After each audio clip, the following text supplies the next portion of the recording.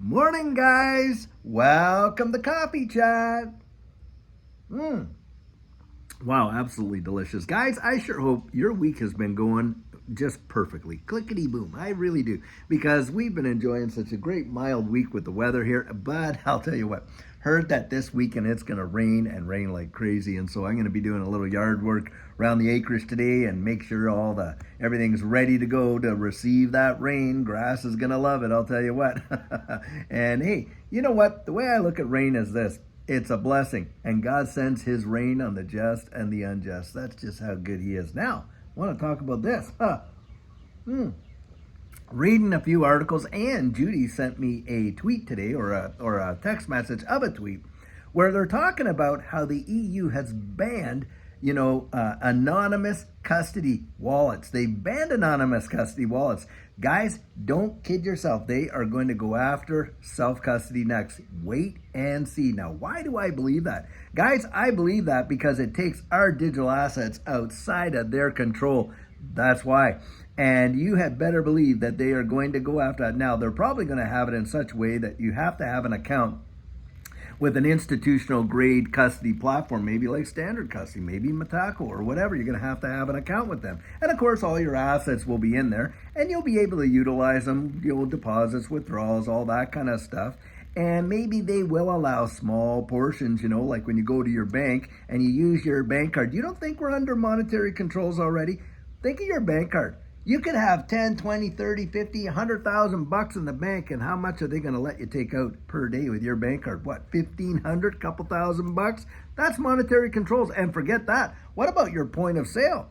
And I've always brought this out. Your point of sale, they say, oh, well, it's for your security in case you lose your card, that we limit your point of sale on the funds in your bank account to like, what, 1,500, 2,500, $3,000, something like that. But that's the excuse. They say, oh, well, it's for your security, of course. Well, when you're down there at Nebraska Furniture Warehouse and you want to buy that couch that's about $4,000 or whatever, and you're at a 3,500 limit on your debit card, you're not going to pick up the phone and say, oh, will you let me use my own money? Most people aren't going to do that. You know what else they do? They pull out the other piece of plastic that the bank has given them, don't they? A credit card. Oh, you got a $25,000 limit on that credit card. Do you think that they're concerned about you losing that?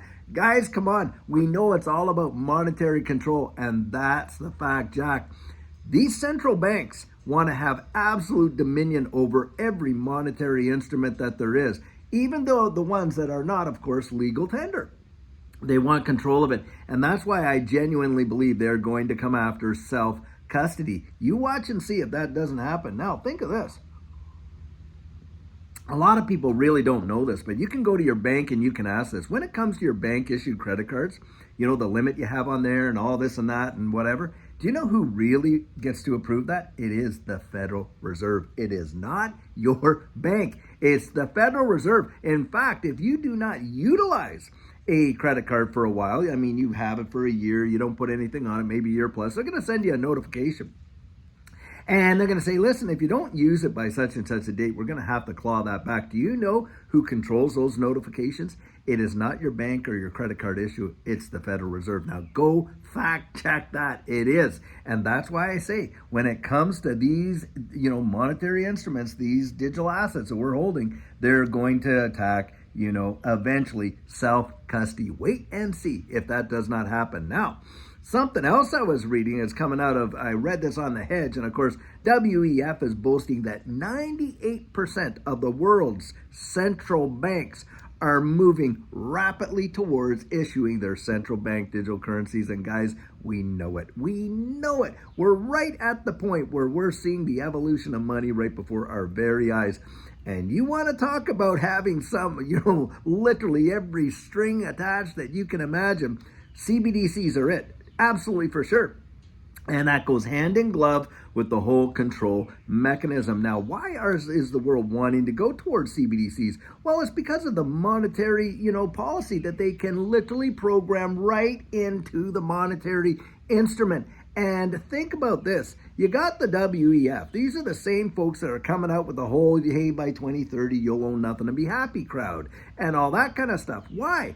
Because, guys, if with a CBDC, and they're touting that with a CBDC in some of these jurisdictions, how on earth are you going to be able to save money? Because you know what they're going to do? They're going to say, listen, you could, here's your money. You got to spend it at such and such a place. You got to do this. You got to do that, on and on and on. And that is exactly how they want to control. And of course, tying that to social controls, right? Hey, do you have the right opinion? What are you saying on social media? Well, I saw that when you went and bought your groceries last week, you got 5 bags of potato chips, all different flavors. Well, sorry, that, we look at that as being, and on and on and on.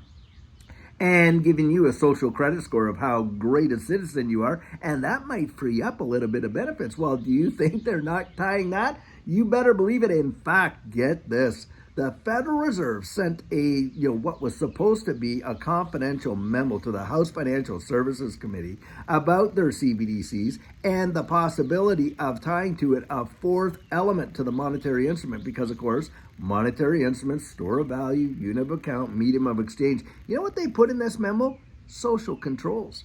Absolutely. You go look that up. It's an absolute fact. So don't think that we're not moving into a different era. We absolutely are.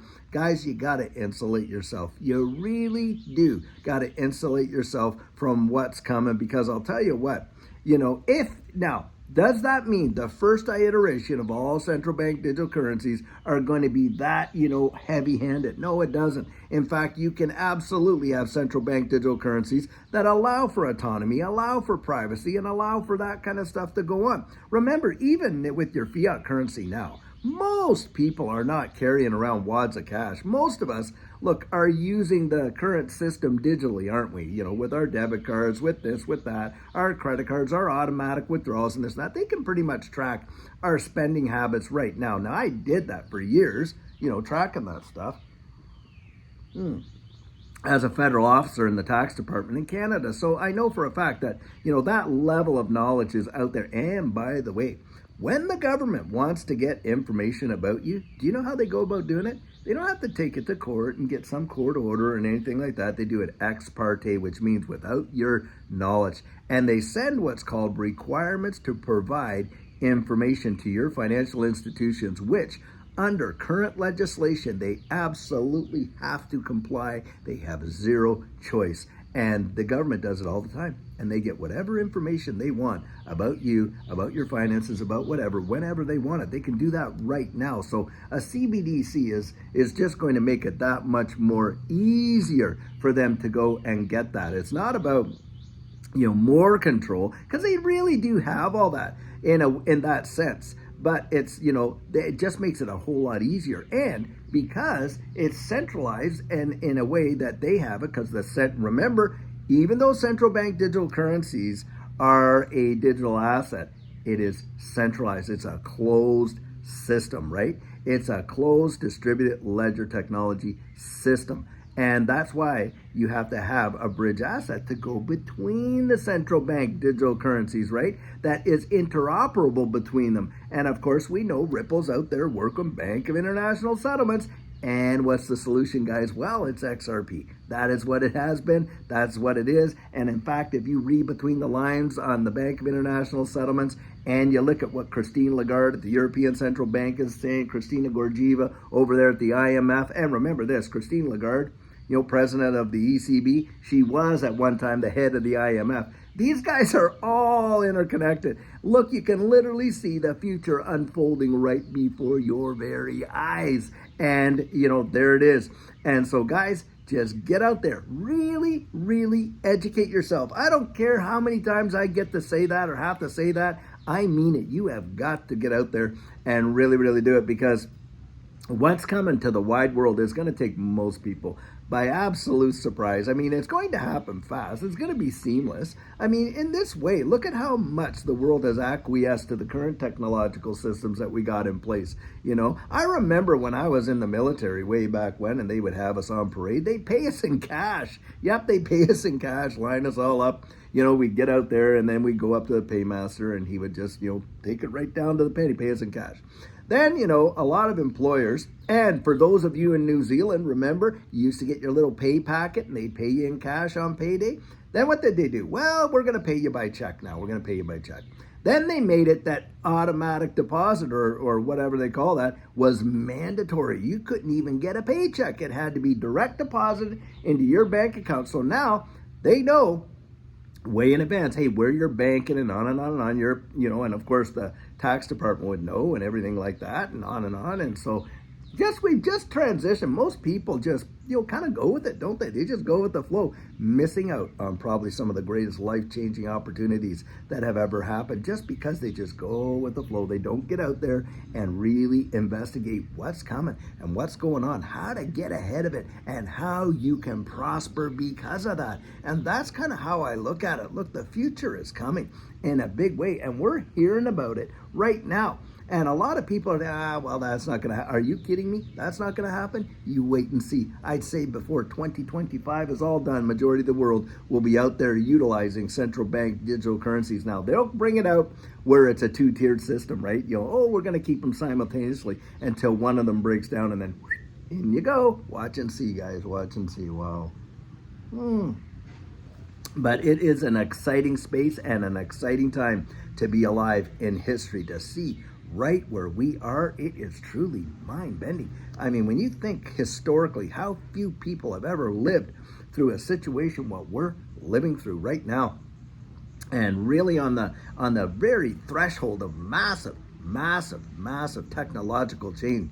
It reminds me of the guys that were coming out there in the first industrial revolution, just where they were and how that revolutionized the way the world works. I mean, everything from child labor onto, the middle class and the bourgeoisie and the institutions that had came about because of that, and on. The political changes, truly mesmerizing. Guys, what's coming next is going to blow people's absolute minds. I genuinely believe it. Well, and for me, that always spells opportunity.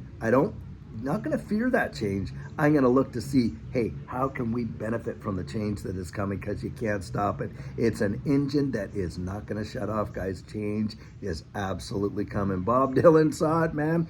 The times, they are a changing. Either get out of the way or, it's going to mow you down kind of deal, right? So anyway, guys, I sure hope you're having an absolutely fantastic day. And until later on when we have an amazing video for you, have a great one and take care.